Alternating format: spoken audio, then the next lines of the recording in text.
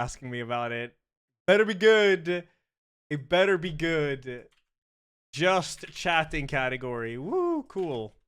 Watching man in cave. Very pog. Alright, let's see this video.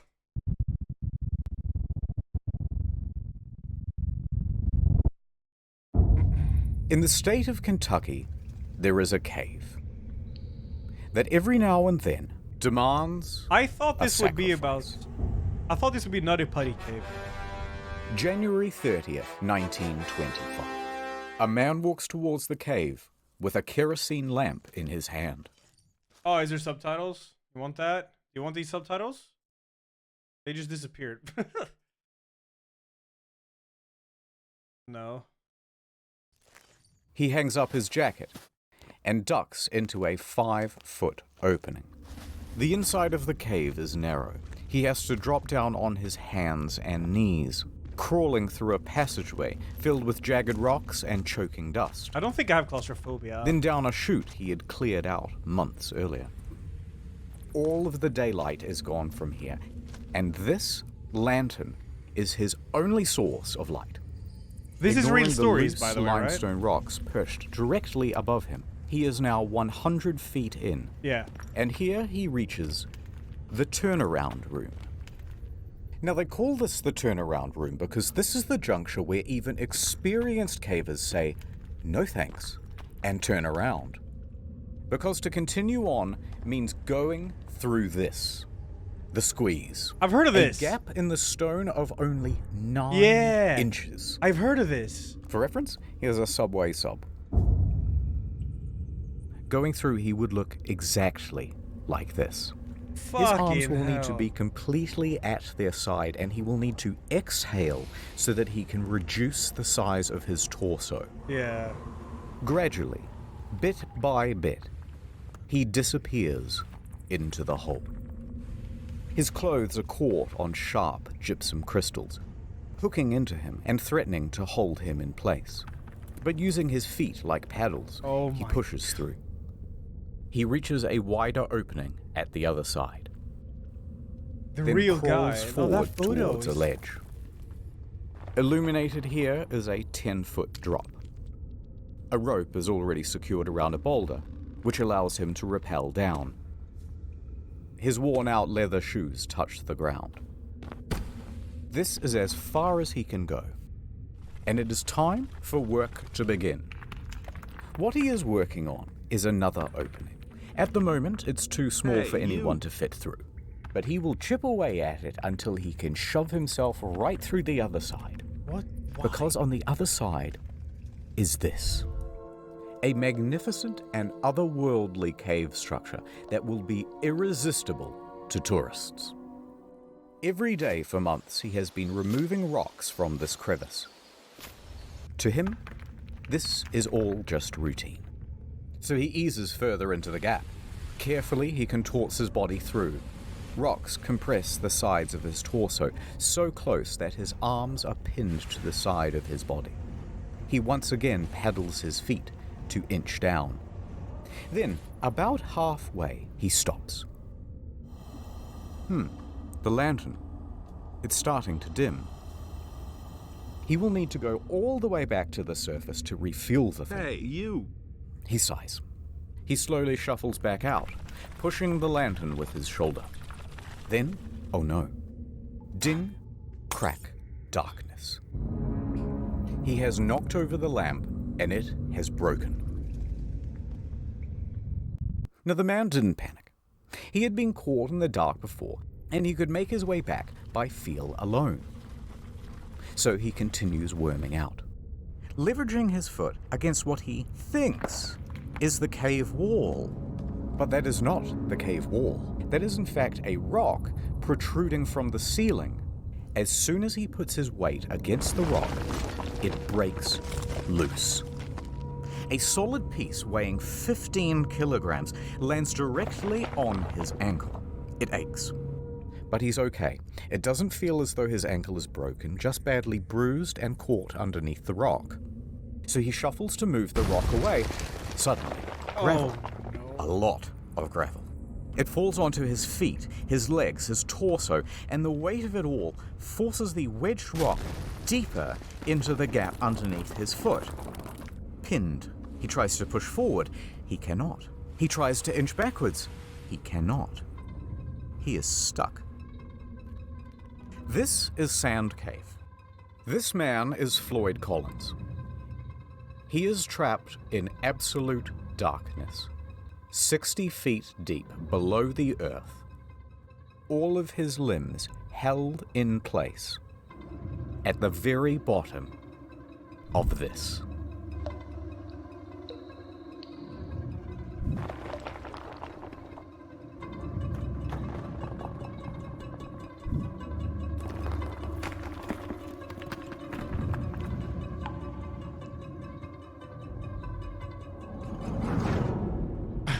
Oh, fuck.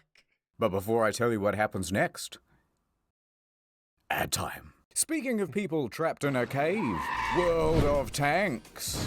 World of Tanks is not only the best game I have ever played, it is the only game I have ever played. It's like Cars, but tanks. Picture this. You're a hot new T-34-85M, and you've just joined the battle because some Cromwell B tank-bagged your entire family. It's time for revenge. You must use strategy. You must use stealth. You must use your wits to defeat your enemies. Use long range or short range. It's available on console, but I want you to get it on PC. Imagine a world war, but there are tanks involved this time. Yeah, now you get it. When you've seen as many messed up tanks as I have, you get a little cynical about the world. My God, I'm gonna be sick. Look at all the different tanks. You can collectomize and customize them all. Massive battles where you can constantly team kill and ruin other people's good time. What the f***? I'm on your f***! Yeah! Did I mention it's historically accurate? Especially the Japanese robot tanks. Ooh, look. The tanks are kissing. Progressive. Use the invite code TANKMANIA and get the Excelsior. 250k credits. Other stuff. Go to the link in the description and use the invite code TANKMANIA. Here's what you do. Get World of Tanks. Put that on one screen. Then, on a second monitor... Oh god, that would be... Hold up, I gotta get a new link. That would be way too dank. That was a long-ass link, Hey, dude. you. You'll watch the next hour of this video while you play the game. Perfection. I'm contractually obliged to say thank you for being a friend. Sarge, no! Tank's empty, kid. Go on without me. No, use your repair consumable. It's too late, kid. Take care of my family for me. No. Get it. Add over. His ads are so good, Collins dude. is still in the dark, unable to move. His left arm was pinned underneath his torso, his right wedged by the rock ceiling above. Beneath him, sharp crystal shards dug into his skin. Ice thawed, traced across the ceiling, and dripped down directly onto his face, pooling underneath him. The water was a consistent 54 degrees. Floyd tried to breathe calmly in the concentrated dark. When he did attempt to shuffle, more gravel and rocks would tumble from above and pile onto his feet, so nothing would work. He clawed at the cave walls till his fingertips were bloody, and he realized that there was only one option left. Call out for help. But wait. Who is Floyd, and why did he even go into a dangerous cave? Floyd has been exploring the caves of Kentucky since he was merely 6 years old, and as he grew up, he gained a reputation for being a very daring caver. He would dive into some hole on one side of town and emerge miles away on someone else's property. Sup? He grew up and he became embroiled in the Kentucky It's Cave not Nutty Putty, it's the Wars. same cave. Now, there's way too much to go into here, but the summary version is there's this huge network of interconnected caves called Mammoth Caves. It's actually the largest cave system in the world. And there's a city right in the middle of it. Cave City, real name. So of course there are dozens of cave entrances on private property all over the place. Now farmland in this region has very poor soil and things do not grow well here. So cave tourism as a source of income quickly became the prominent thing. However, a problem. There are a very large number of caves, but there are only a limited number of tourists. So competition rapidly escalated. Visit my cave. No. Visit my cave. Big signs were erected saying, tourists, come to me. Mine is definitely open. Mine is the best. But then competitors would respond by saying, hey, by the way, we're open, but don't go to that one over there. It's really shitty. In fact, it's dangerous. This kept going further. By the end, they were blocking off the trail to each other's property, beating each other in the streets, and hiring people called cappers who would dress up as policemen and tell tourists, no, you can't go in there. That one? No, it's illegal. Despite the fierce competition, Floyd found a cave on his property and he started advertising it to tourists. Of course, very few came. All right, he thought, what if I found something really special and unique? Then surely people would have to come to my cave to see it. So he kept exploring and exploring until he found this hollow. It was filled with big gypsum crystals, and when you were in there, it felt like a completely alien world.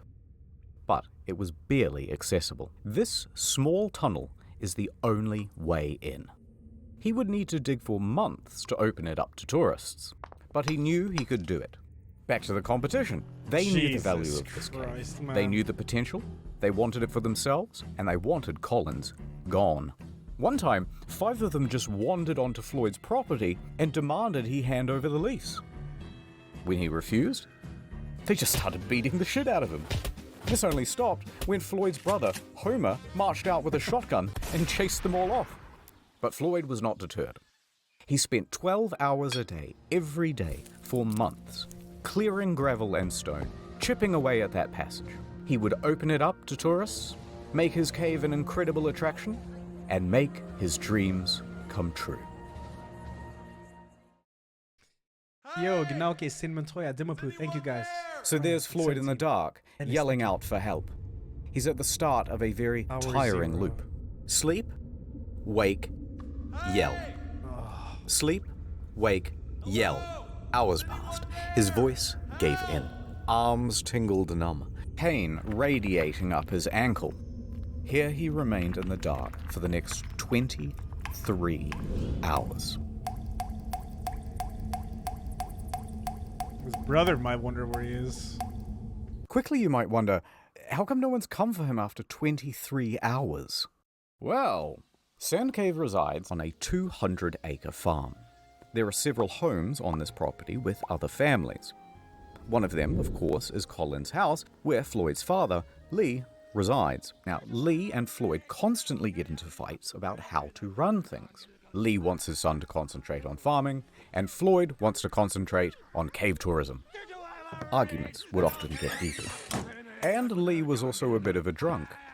It was doubtful that he would even notice if his son Floyd was missing. Also not helping things, Floyd regularly lodged at 2 other homes on the farm.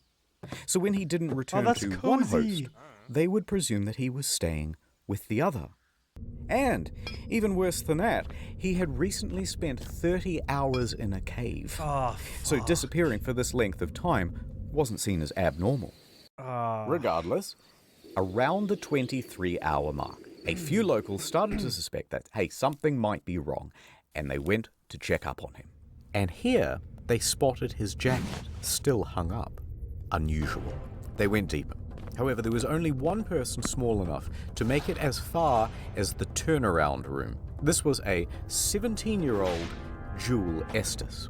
He refused to go into the squeeze, but it was close enough to call Collins' name.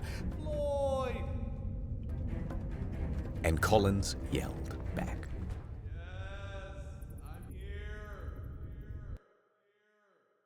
Estes emerges from the cave. Okay, we know he's trapped, and we know where he is. So, locals started to gather outside. Out of my way, say a bunch of men who would each show up and take turns heading into the cave in an attempt to reach Collins. But once they reached the turnaround room, they would fail to reach him, emerging from the cave, soaked in mud and cursing. Out of my way, they would say as they were heading in the reverse direction. So a few more hours passed. Word would spread around town. Dozens of locals from Cave City started to gather outside. Floyd in the cave. Floyd in the cave. Man, imagine, like... Over in Louisville, Floyd's 22-year-old brother, imagine. Homer, he gets a phone call. Hello? I see. My brother. He's trapped in a cave? I'm on my way. Homer jumps on a coach and makes his way to Floyd's cave. Homer struts up to the scene. Dozens of men are standing around outside. He ignores them all and marches right into the cavern, still wearing his city clothes. He makes his way in, down the chute, through the narrowing passages, down on his hands and knees towards the turnaround room. And when he arrives, he does not hesitate. He squeezes into the hole, scrambles his way through to the ledge on the other side. He sees Floyd below and slides down to meet him. Floyd! Sup? Right, probably wasn't that casual. Oh, thank God you're here. Homer took a moment to shine his light around the area and assess the situation. It was not good. This rock formation is going to prove almost impossible to work around. Alright, so let's have a look. Floyd is here. The rock is here, pinning his ankle. He's surrounded by rubble, and there's a pocket of gravel above him, ready to fall. However, because this opening is so small, there are only two viable ways of reaching Floyd and that gravel. Option 1, the most obvious, feet first. But if you do this, you have to kind of squat, and your own torso obstructs access to the rubble. Otherwise, option 2, come down head first. That will give you better access, but you're trying to move hundreds of pounds of gravel upside down. Worse yet, there's barely an inch around Collins on either side, so good luck getting your arm down near Floyd's ankle to actually free him from the wedged rock. Homer calls back to the less daring rescuers standing behind him. Quickly, some food and drink. Yeah. They send it through. He hand-feeds his brother a pint of coffee and a total of 9 sausage sandwiches. Feeling better? Much better. Then, Homer went to task. He began removing rocks and gravel, tiny scoop at a time, with the help of an old syrup can. Oh, shit.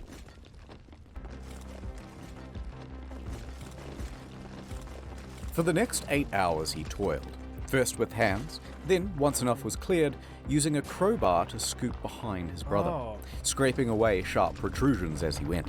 It was slow progress. Virtually futile. As soon as he removed one rock or scoop of gravel, another would tumble from above and land in the new absence. And it was exhausting work. By sunrise, Homer's arms and back were knackered.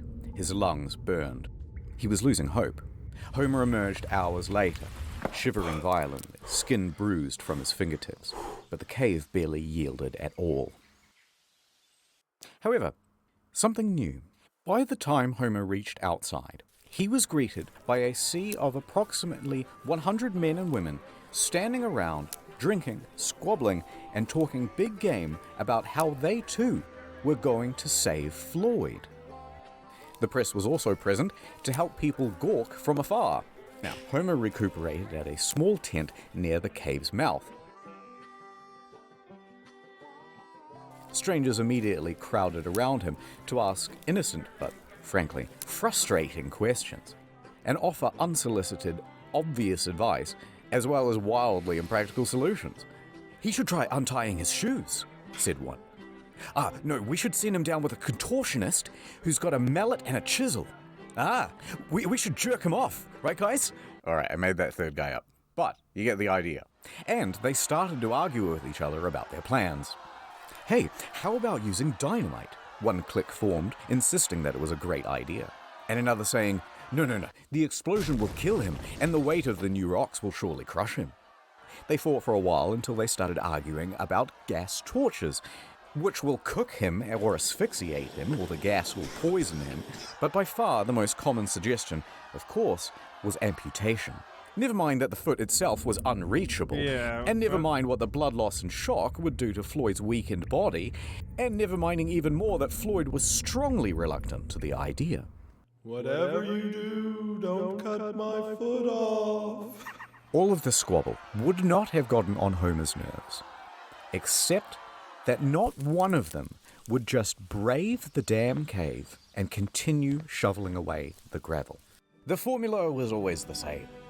Brave heroes go in with food and supplies, then reach the turnaround room and immediately lose their nerve, then dump the food just outside the hole, and then return back outside and go, oh, absolutely. No, he says, thanks for the food. Thank you so much. Yum, yum. No one would go through that squeeze. Dozens more men would try. Wait, let me see that again. All of them. I want to see that again. Squeeze. Hey, you. No. Dozens more men would try. All of Hey, them Link, thanks 3, man. would fail. Thank you, dude.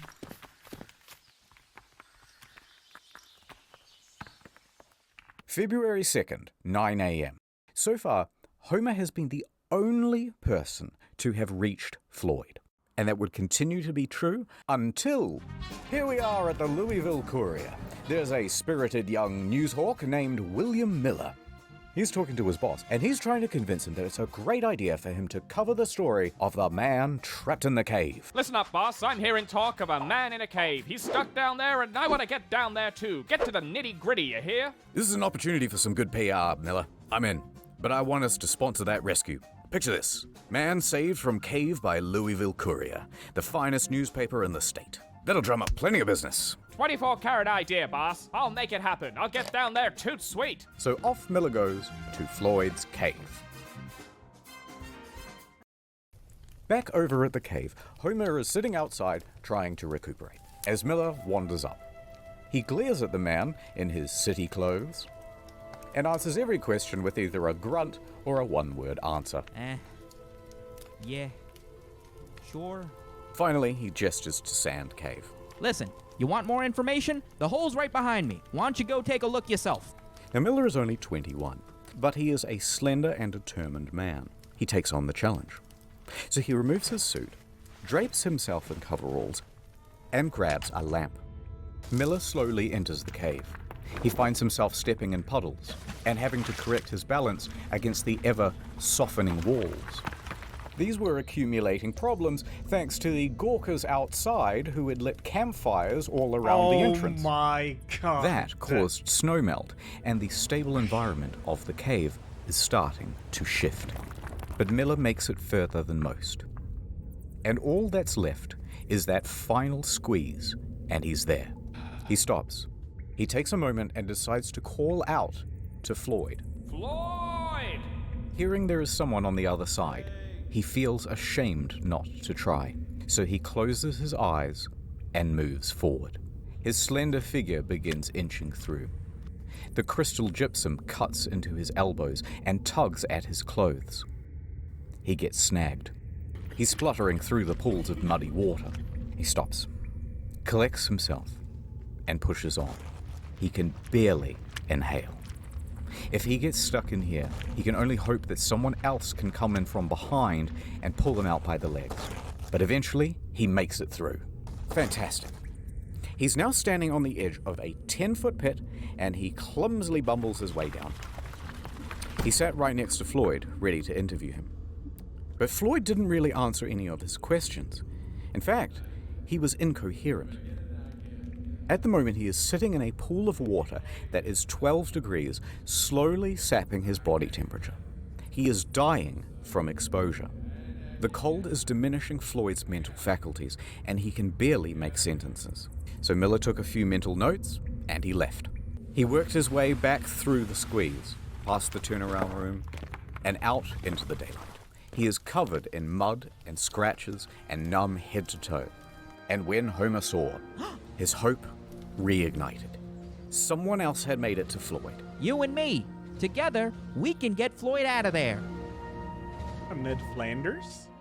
If Miller hadn't gone to that cave, there's a good chance that Floyd's story would have remained an obscure footnote in the back pages. But the interviews and first-person accounts gave the audience a glimpse of something real. Fear, hope, desperation, the full range. And so from Los Angeles to New York, Floyd's story was picked up everywhere and described the Kentucky man's plight in sensational detail. It was also the era when radio became a regular feature for regular Americans. Radio allowed something new: hourly updates. letting people get engrossed into the story. So, mostly thanks to Miller, the story of Floyd over the next week would grow and grow, seemingly frothing over into every aspect of American life. that The press Wild at song? large would be clamoring over each other for every little extra scrap of detail they could get about Floyd. And It is everybody Outer wanted to Wilds. know, will this man make it? Back outside the cave, someone new enters the scene. Lieutenant Robert Burden, a thin but strong 33-year-old Louisville firefighter. Like Miller, Ooh. he was able to navigate the passages of the cave and brave the squeeze. Scratched Okay. up pretty good and Fireman. drenched in cold, muddy water, he managed to get through. He grabbed the rope and confidently lowered himself to Floyd's position. It was not an optimistic sight. Floyd's condition was deteriorating. Well, we've got a heck of a problem here, but I think I can get you out with a rope. Floyd nods in approval. Go on. We might just pull your bloody leg off. Just pull my leg off then. Get me out of here. Burden returned to the surface and faced the crowd. He announced. We will attempt a rope pull. The crowd murmured. It was dangerous. It would certainly break his foot and could altogether pull it off. If there are jagged rocks, you'll fillet the poor man. Amongst the crowd, a doctor stepped forward. A rope pull could stretch his internal organs and cause them to rupture. You'll kill him. But Floyd is dying of exposure down there. The situation is becoming desperate. Burden put caution to the side. The time for strategy is over. Now we try brute force. Hey, you. And I mean, he's peeing and stuff there too. God damn.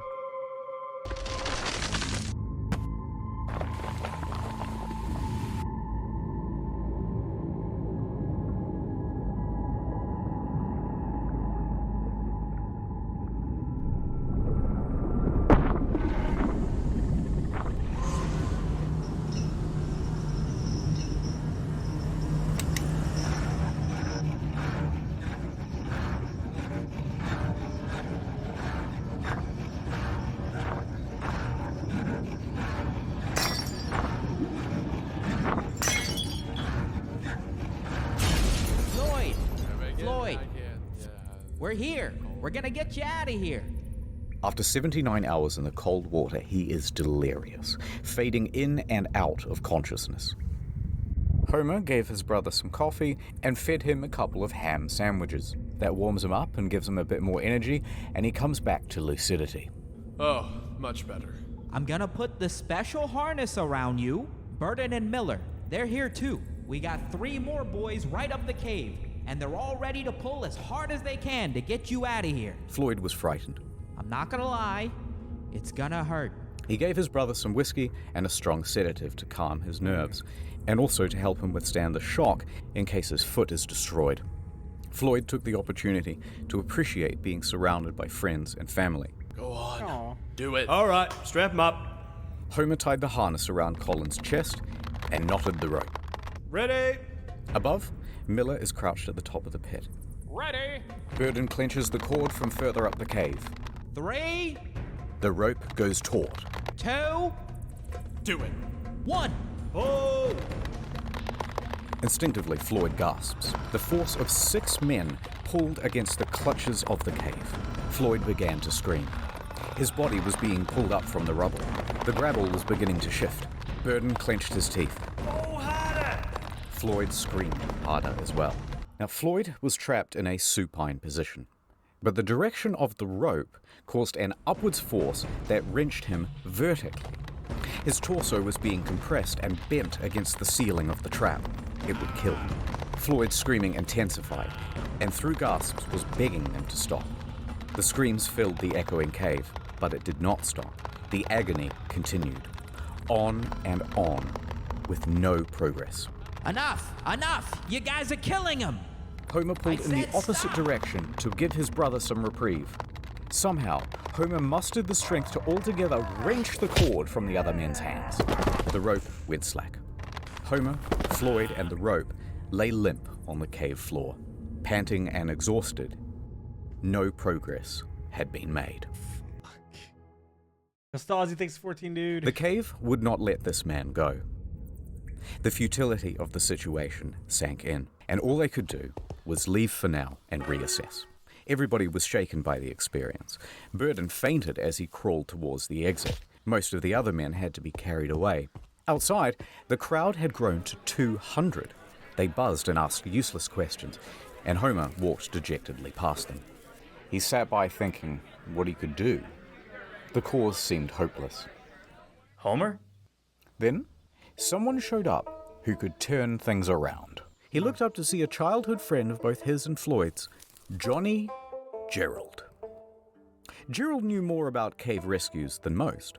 In fact, just that summer prior, he had helped untangle Floyd from a different snag. He was just the man for the job. All right, let me go see him. Well, look who it is. Floyd perked up immediately, Yay. thrilled to see Gerald. All right, let's see what we can do. Gerald jumped down. For the next 3 hours, Gerald went back to the original plan of prying away rocks. His stamina was good, and progress was surprisingly good as well.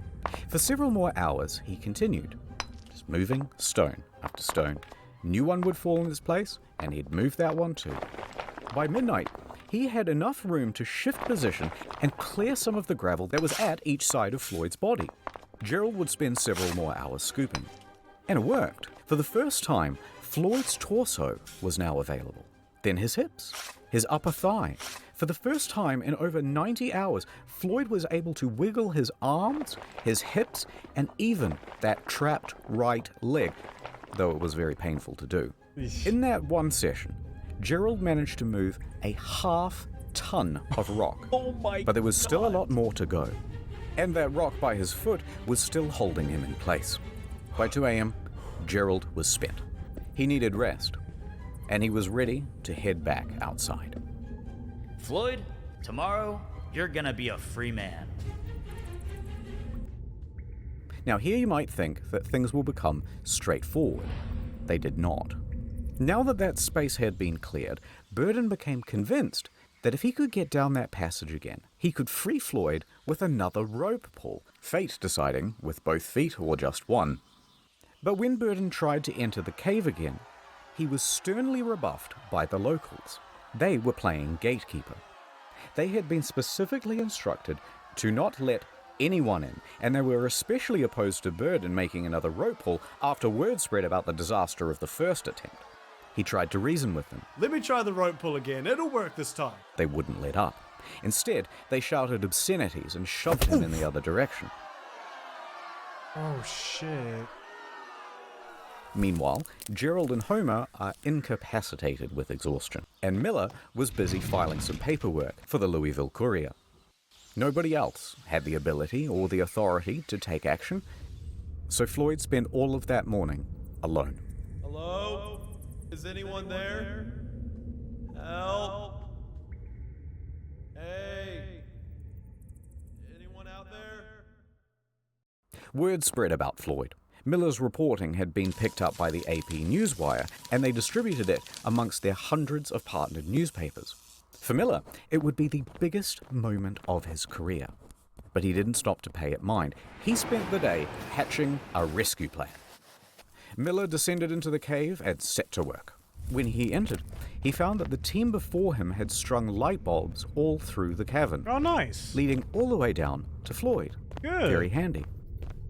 A bulb was also put around Floyd's neck to keep him warm and make sure that he was never again left in the dark. Nice. Miller popped down to Floyd.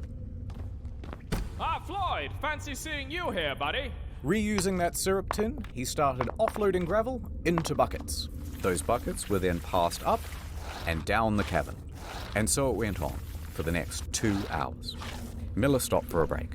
He took some bread, milk, and whiskey, and sharing it with Floyd, they started to get to talking. Floyd had been in that cave for over 100 hours now, and seeing everyone working together, Floyd was overcome with a sense of hope and relief, and so he began spilling his heart out to Miller. Here is what he is quoted in the newspaper. I believed I would go to heaven. I can feel that I'm to be taken out alive and with both my feet. I kept thinking, what would happen if the rock above me would fall? It caused me to shudder. I kept thinking to drive my mind to something else, but it wasn't much use.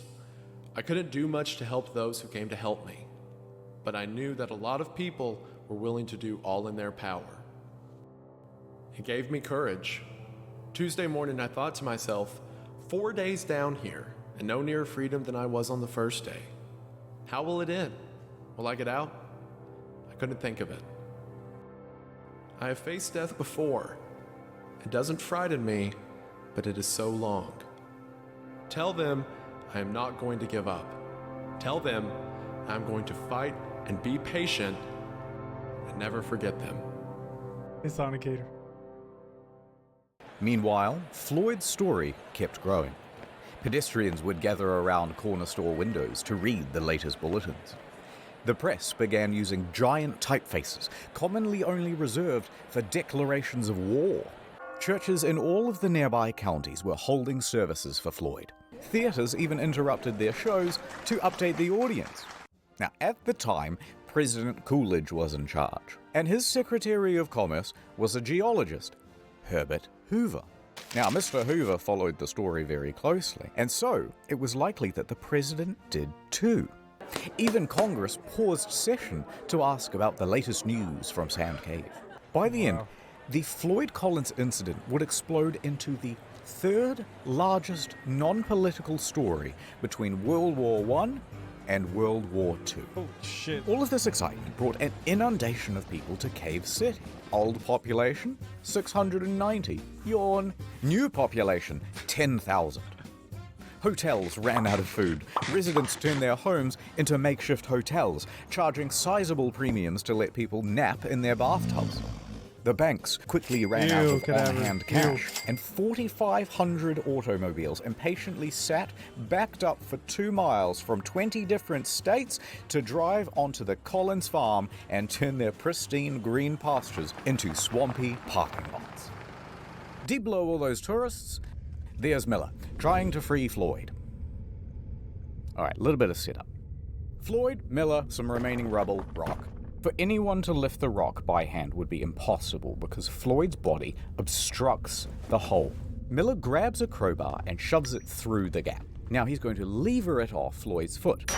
Cool. The crowbar is now wedged against the rock. Next, he takes a jack. He positions it on top of the crowbar so that it will be forced against the ceiling. However, problem. That jack is too big. It doesn't fit. Miller yells up the tunnel for a smaller one, but this took some time. And when it arrived, too small, won't reach the ceiling. But instead of sending for another one, Miller takes 2 blocks of wood and bolsters them underneath the crowbar. Okay. Right, so the crowbar now sits higher, it fulcrums against the blocks, and the jack is sitting on top. All Miller has to do is expand the jack, which he will do using this spanner, holding it at the very tips of his fingers. Sounds easy. It's not. But that's the plan. Let's get him out of there. He turned the wrench. The jack expanded, and the crowbar took strain. The whole thing slid apart with a pang. Floyd wasn't hurt, but Miller was contorting and exerting his whole body from back to fingertip. They tried again. Same result. Miller tried a new angle. Maybe this time. The jack pressed. The tension increased. And this time, the rock moved. It fucking moved. With each turn, the stone shifted a little more. Miller's hands shook with adrenaline, his face and body dripping with sweat. Pang. One of the blocks slipped, and the wooden tower went sideways. The rock painfully slammed back down on Colin's foot. You'll get it next time, Miller. Try again. Miller did. Again. And again. Adding blocks, taking them away, new crowbar position, changed the jack position, every angle, all while Floyd was there, cheering him on. Yay. For the next 4 hours he tried. No progress. Miller was exhausted. He couldn't do this on his own, but he was the only one slim enough to get in through the gap. The group decided to concede for now and return to the surface. They would take just a small break, But it looked to everyone like there was a clear way to get this man out. Yeah, sure. So Miller and Burden crawl back through the mud and the wines of the cave. As they made their way through, the cave was visibly sagging. The ceiling seemed lower. Parts were harder to navigate than before, especially now with their bruised and purple hands. But they made it outside to the fresh, early morning air. And here is where they're greeted with a new sight. Dozens of soldiers. The National Guard had arrived. In addition to the National Guard, a new figure was joining the story, Henry Carmichael. Now, Carmichael was the general superintendent of the Kentucky Rock Asphalt Company. He had been on site since Tuesday, and he was appalled at how primitive the rescue attempts had been. Shortly after Miller and co. had exited, Carmichael sent 2 men into Sand Cave to assess the structure's stability. They soon came back with a report. It was not good. Near the final squeeze, large cracks had formed. The ceiling was beginning to droop. Alright, so the following is a recounting of events from one of Carmichael's men, Casey Jones. Casey and another worker spent about an hour in the cave, surveying its condition, looking at the boards, the ceiling, the stability of the walls. He continued deeper towards Floyd. He was fighting against his nerves. The shifting of the rock pinged his every instinct to flee. But he heard Collins moaning ahead, so he pushed himself on. He managed to make it through the squeeze and he arrived at the 10-foot pit. Seeing Floyd trapped, he tried to ignore the pebbles that were tumbling behind him. Please, come down. I can't right now, Floyd, but I will when I get back. Behind Casey, his partner is begging to leave. Below Casey, Collins is pleading for help. Please, I'm so thirsty. Okay. Casey slid headfirst into the pit and hastily ladled Floyd some coffee. But Floyd rejected it. No. Rumbling intensified from above. And in that moment, Casey realized that this was not a plea for sustenance. Floyd knew that a cave-in was inevitable. Scared and approaching his 5th day trapped, he was completely at his wit's end. He knew he was about to be trapped in that cave, and he didn't want to be trapped alone. What? For God's sake, Casey, come on, you'll get us killed. Stay with me, please. Don't leave. Casey looked into Colin's eyes, set the coffee down, and pulled himself out of the pit. He wiggled underneath the sagging ceiling and crawled towards the turnaround room as fast as his limbs could scramble against the cave walls. He looked back to see the passage closing like a maw. Reflections from the bulb shining around Floyd's neck were no longer visible. Instead, just sobs could be heard, muffled from behind the rocks.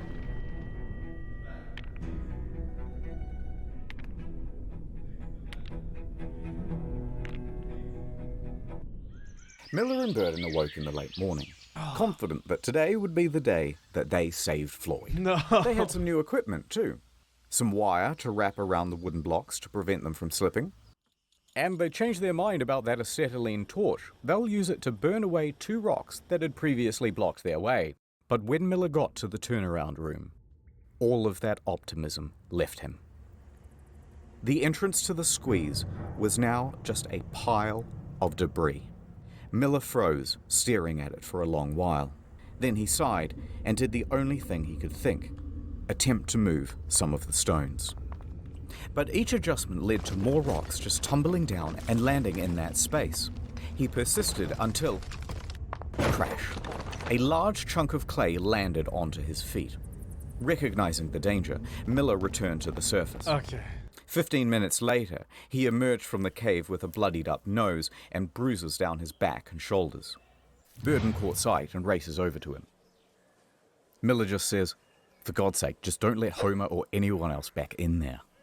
Now, he didn't actually need to worry about Homer going back in there because he was sidelined with illness.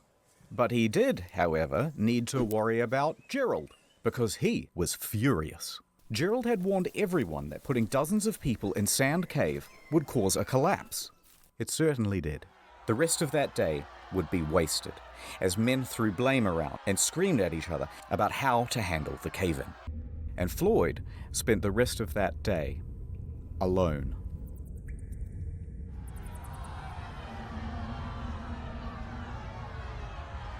The surveyors continued checking the cave throughout the day. By the evening, Carmichael had ordered everyone to an assembly. Gerald took the floor. He was going to try one last daring rescue. He boldly announced his plan and an ultimatum. Listen up. There's death down there. The walls and ceilings are crumbling. Unless you're determined to take the biggest chance you ever took in your life, tell me now and stay outside. Next, they told all the Gurkhas to get the fuck out of the cave, clear off. And over the next 8 hours, Gerald would enter and leave Sand Cave at least 5 times, chipping away at that pile of debris. In the woods, men sawed trees and chopped logs to shore up the cave walls. Underground, the crew reinforced cracks and wobbling boulders with fresh strips of wood. Gerald assessed that about 4 barrels of rocks would need to be moved, and piece by piece, they made that happen. Steadily, they managed to move enough rock to allow Gerald to get within earshot of Floyd. Hey! Hello? I need food. Bad news. We can't reach you. But hold on. We're coming. Stone by stone, they continued. After a few hours, the light of the bulb around Floyd's neck was peeking through. Nice. A couple more hours, enough room for Gerald to squeeze through. Okay, that's enough. Elden Floyd, Ring. I'm going for now. But when I get back, I'm gonna get you out of there. Exhausted but still determined, Gerald crawled back up the cave and marched to the men huddling outside. Gather the equipment, and in an hour's time, it's gonna be me and Floyd coming out of that cave.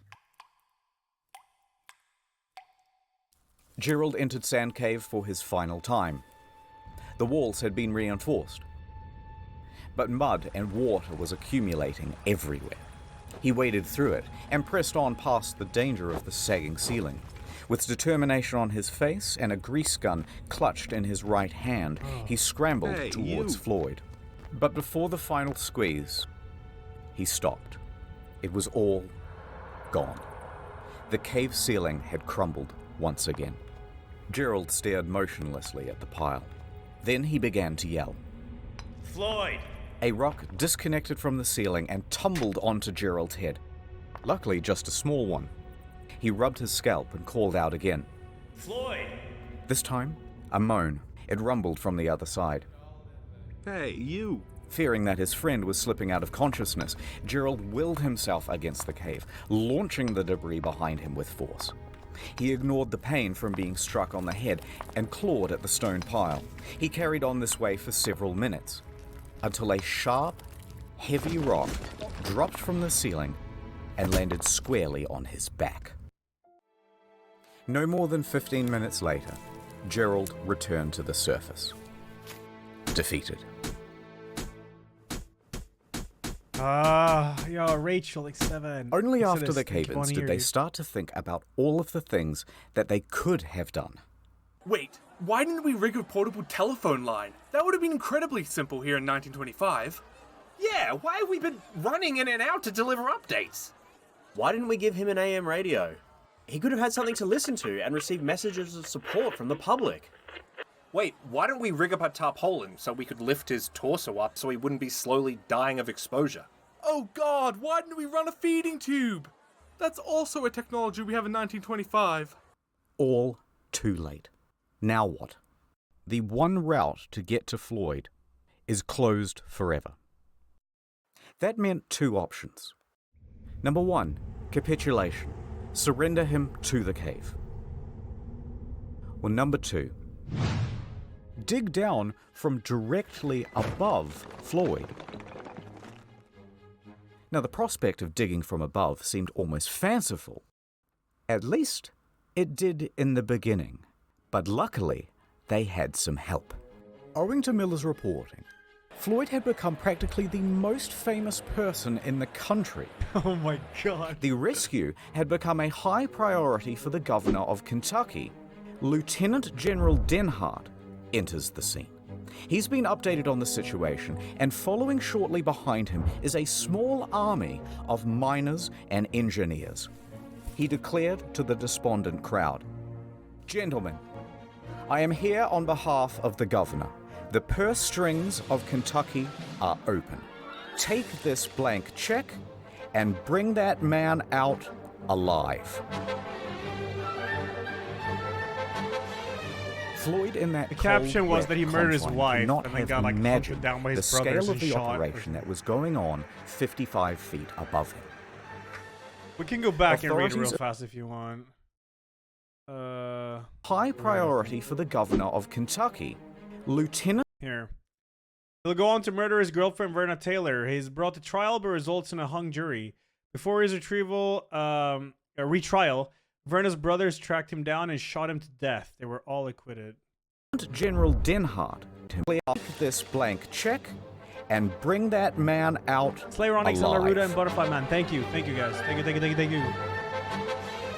Floyd in that cold, wet confine could not have imagined the scale of the operation that was going on 55 feet above him. Authorities assumed control of Colin's rescue. Denhart gave Henry Carmichael the lead to dig, and Carmichael raced to get to work. He enlisted his employees, his fleet of expensive high-tech machinery. Professional groups were brought in from all across the state. Local townspeople were mostly excluded, and for the first time since Collins had been trapped, work was now about to go ahead in a systematic manner. Everyone knew the plan, everyone had something to do, and everyone was working fast. But just as hopes were rising, they were once again dashed against the rocks. They had all of this state-of-the-art machinery shipped in and assembled by the engineers and rearing to go, and it was all worthless. See, the problem is, the cave drew air into it. These diesel-powered engines pumped out enormous volumes of choking exhaust. Within a day's operation, the cave would be filled with carbon monoxide, and Floyd would be dead from asphyxiation. Just as quickly as solutions would arise, the cave would parry them away. It refused to let this man go. So engineers and miners had wasted hours assembling everything, only to realize that they had to pack it all up and cart it away. Because the digging of a 55-foot shaft would be done with picks and shovels. Huge. Carmichael didn't know much about caves, but he knew a lot about quarrying, and he estimated that his team of 75 Good night, Buddha. volunteers could dig and dredge at a rate of 2 feet per hour. If they worked around the clock, they would be digging directly into the spot where Floyd lays within 30 hours. Now, is it possible that Floyd could survive for another 30 hours? Absolutely. Let's go. The first ton was moved, and at first it was easy work. Just dirt and clay. Carmichael understood well that this was a race against time, so he watched the men closely, and if they seemed to be slowing down, even a little, they would be yanked out, and immediately a new worker subbed in. Nonetheless, the pace slowed. By 10 feet, the shaft narrowed greatly, which meant that only 2 men could work at a time. At 15 feet, they hit boulders. Pickaxes went in, and a system of pulleys and buckets had to be used to cart the rock out. Tracks were even laid to ferry the refuse to a dump site. This is Time passed. insane. Hours passed. Night went to day. The day was hot. This was yet another problem, because it's early February, there's tons of ice still in the ground, and its exposure to the fresh midday sun meant that the walls of the shaft were softening and the ground becoming sodden. The pace of digging slowed. It was now only half a foot per hour. Most anyone could do was watch helplessly on the sidelines and pray. Interestingly, though, there were a lot of people on the sidelines. Floyd wouldn't have believed that the space above him had turned into a literal carnival in his honor. God. Vendors showed up to sell hamburgers, hot dogs, and souvenirs. Families sprawled out over blankets to This listen is to so hymns from local church bizarre. groups. The local mountebanks sold moonshine and miracle cures. There was even a bloody juggler. And Old Man Lee was there, walking around, shaking his jar, and soliciting donations. But where were Homer and Burden and Miller during all of this? Okay, let's back up a bit. People did not properly understand exactly how Floyd was trapped, and the news didn't help much either. So the obvious question started to arise. Is an actual diagram used? It has been simplified to the point of being totally wrong. In traveling on newspapers, we weren't able to find an accurate diagram as published. Why hasn't he been rescued yet? Just clear some gravel or pull a rope. How is this so hard? Motive was attributed. I heard they didn't even want to have him rescued at all. I heard that they're doing all of this for publicity. And Lee's activity of soliciting donations, remember from before, further inflamed rumors. I bet Floyd isn't even trapped in there. These were all real rumors, and they got worse. You know what? I've heard he comes out at night, and then he just goes back in the morning. Other rumors included, I heard that after Floyd went into the cave, someone murdered him. Others said, I think they're withholding food and water from him so he dies. This whole thing is a fraud. As time went on, it was harder and harder to ignore the hoax claims. Then, people started to form righteous mobs, claiming the whole thing was a fraud, and they started to get nasty. In fact, 2 people even went to the telegraph office and pretended to be Floyd, sending telegrams to his mother. Here's what. There was another thing there. Hold up. And pretended to be Floyd, sending. Floyd's mother died years prior. Since then, his father Lee had remarried a younger woman. Floyd and his stepmother got along well, but he did not see her in a parental way. The forger had no understanding of their family structure and just went with mother. Telegrams to his mother. Here's what it said. Quote, please contradict statements that I am buried alive in Sand Cave. Stop. Tell mother I am all right. Stop. Am coming home. Stop. Floyd Collins. Naturally, the AP published these telegrams unquestioningly, and now word is out to the press that he isn't actually in the cave after all. That made the authorities look foolish, and it could not go on. So, a hasty court-martial was arranged, and Homer, Miller, and Gerald were summoned. They hold one session on Monday and another on Tuesday. Lee and everyone else is cleared of charges, a retraction is written, and things carry on. Generators rumbled, pumps churned out water. Men continued working in shifts and carrying away the earth. Here they are with strips of lumber to shore up the walls. They were only 25 feet down. The pace had slowed to 4 inches per hour. In their desperation, they resorted to dynamite, but this did little to the boulders. Despite all these bleak circumstances, people's spirits were high, because everyone was keen for their turn to dig, and because they had one more thing to latch onto. He is probably still alive. Now, how do they know that? Okay, so remember that light bulb around Floyd's neck? Well, it's powered by a simple copper wire. Bare copper wire is subject to very minute fluctuations in resistance. So, an engineer rigs up a radio amplifier to this wire to read the current and see those small fluctuations. There they were. About 20 per minute, the rate of steady breathing. As his chest expands and contracts, they can read it from this device. And so, they kept going. And going. And going. 30 hours was the original estimate. Now 144 hours had come and gone, and they were only at 44 feet. Oh my, there's no way he's alive at this point, dude. Rain Oh that my mixed with god. dirt to make mud, much of which then froze to make ice. Ice which expanded and damaged the integrity of the shaft walls. Slowing down with every hour, they continued. Many more hours passed, and they were getting close. But it was now 15 days since Floyd was first stuck in that cave, and people had mostly lost hope. Dude. That excitement in the newspapers was tempering down. Visitors began clearing out from Cave City. Many still held on to hope, but their final lifeline, that light bulb, had burnt out. And it wasn't possible to do any more readings on the radio amplifier without it. No one knew if Floyd was still alive.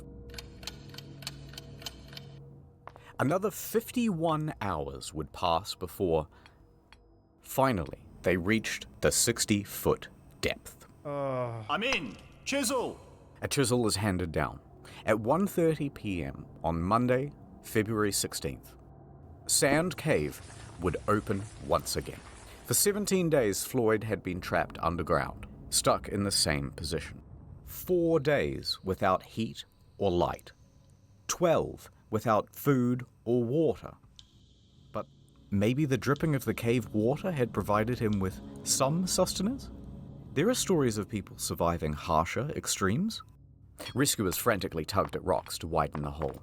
Everybody stood by, absolutely silent, peering into that hole. Ed flashed his light into the gap, then eased himself in. Brenner aimed his light around the room, and then, finally, at Floyd. The first thing he saw was a golden shimmer. It was not the light bulb. It was the reflection of Floyd's tooth. His mouth hung open. He was dead. Yeah. Brenner was helped out of the cave and he delivered the news. Dead.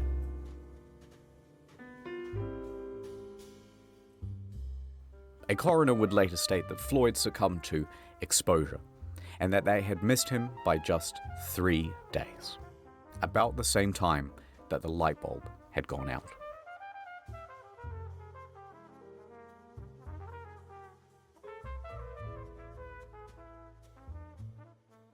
But what would they do now with the body?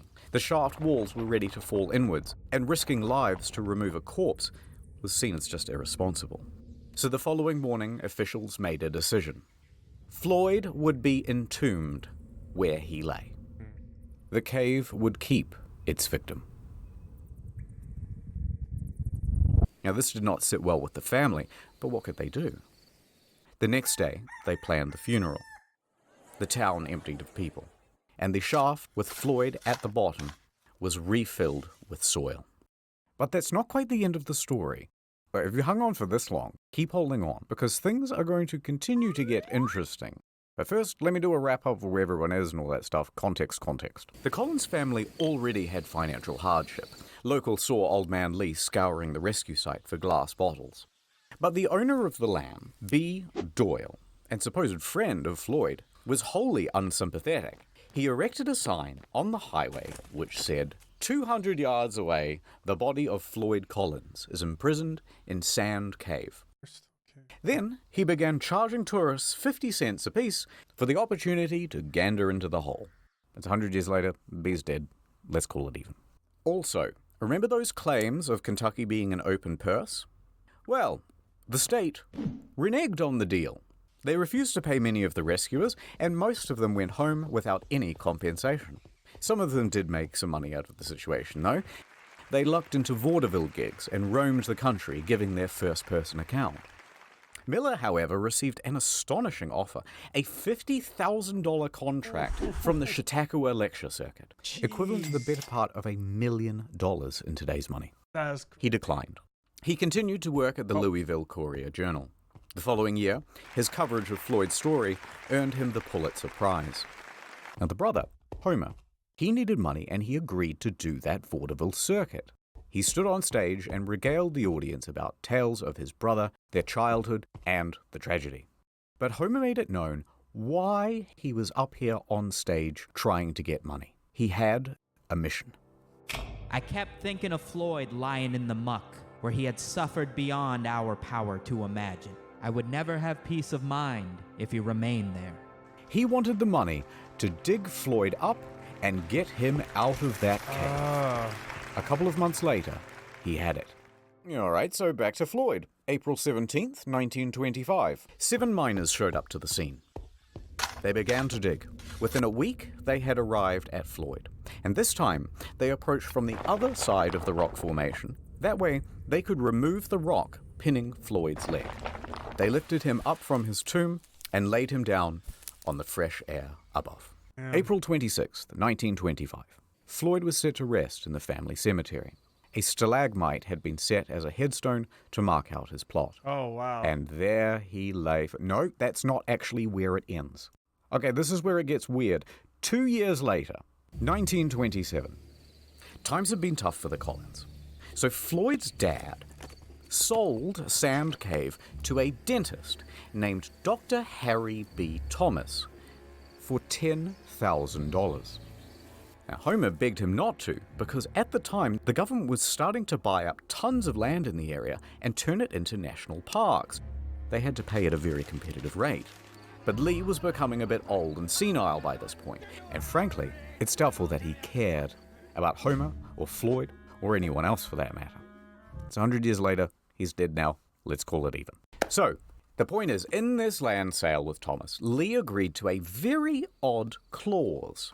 And that clause said, everything on that property belongs to Thomas. Oh. And should he wish, for example, to exhume a dead body and re-embalm it and put it on display in something really tacky like a glass coffin inside a cave, maybe, then that would be his prerogative. Lee signed yes. And Thomas did exactly that. Doyle made Floyd's corpse a tourist attraction. That's right. 2 bits of gander. Come and wonder at the incredible dead man who died in a cave. But to add insult to injury, it worked. Visitors returned to Sand Cave to gawk morbidly at Floyd. Within a few months, Thomas had turned Lee's failing farm into a successful business. Now, the rest of Collins' family is horrified.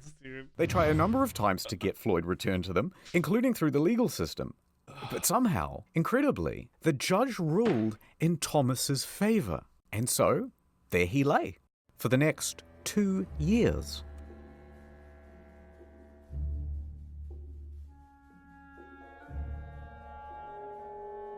The cave was not done with Floyd. Until someone hatched a plan. 2 years later, it's midnight, outside Sand Cave. Footsteps can be heard rustling through the brush. Now, we don't know who these two men are, but we know why they are here. To rob a grave. They sneak inside and clamber over the rocks in the darkness. Reaching Floyd's casket, they undo the latch and throw open the lid. There is his shriveled body. They throw him in a gunny sack, and they race off into the night. For 800 yards they carry dear Floyd, like a couple of sweaty Santas about to deliver a really terrible Christmas present. Panting, out of breath, knowing that they're going to get caught any minute, they reach the Kentucky Green River hillside. There's no time. With a 1, 2, 3, they launch his body towards the river, and Floyd goes sailing into the air, up, up, into the starlit beyond, and landing in a bush. Oh, God. The two men flee from the scene. Now, the next morning, Thomas notices that the body of Floyd is somewhat missing, and he contacts the authorities. The police come, they dust the casket for fingerprints, and bloodhounds are given Floyd's scent and let loose into the hillside. A few hours later, they manage to find him, a tangled up mess near the river, but this time with a leg missing, that same one that was trapped under the rock. Oh, what? So, despite his protest, it had been amputated. Neither the leg nor the culprits were ever found. What? And while it would be nice to think that this was some well-intentioned duo that did this out of the kindness of their hearts to free Floyd, it's much more likely that it was an act of vandalism because Floyd was simply too much of a hot tourist attraction. The following day, Floyd was cast back into the cave, back into his box, and it was covered by a metal lid, surrounded by a metal chain, and locked with a padlock. He was now more trapped than he had ever been. This cave had spun fate once again to make sure that its victim would never leave. And so, time passed. Floyd's body would continue to decay.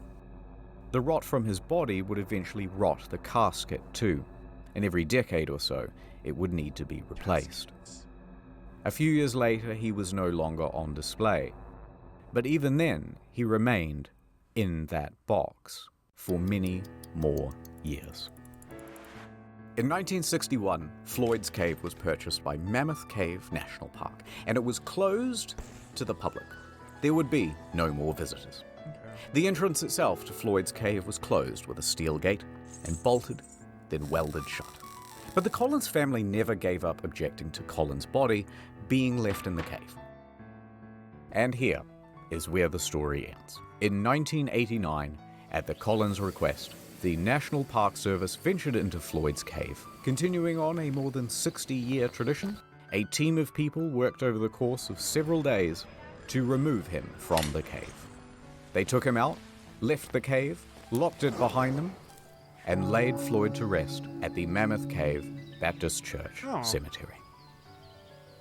After 64 years in Sand Cave, he is now finally at peace. Crazy. The end.